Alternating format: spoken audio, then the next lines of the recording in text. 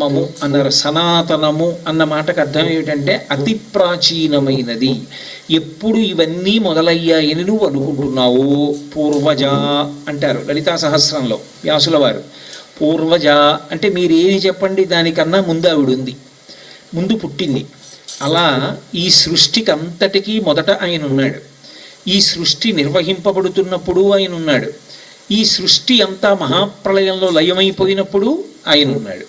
లోకంబులు లోకేశులు లోకస్తులు తెగిన తుది అలోకంబగు పెంజీకటి కావల ఎవ్వండేకాకృతి వెలుగు అతని నీసేవింతున్నంటారు పోతన గారు. ఈ లోకాలు లోకస్తులు లోకేశులు కూడా ప్రళయంలో ఆ ప్రళయ జలాలలో కలిసిపోయిన తరువాత కటిక చీకటిలో ఇక సూర్యచంద్రుల యొక్క ప్రకాశము కూడా ఆగిపోయినప్పుడు నతత్ర సూర్యోభాతిన చంద్రతారకం నేమా విద్యుతో భాతి కుతో యమగ్ని తమేవ భాంతమనుభాతి సర్వం తస్య భా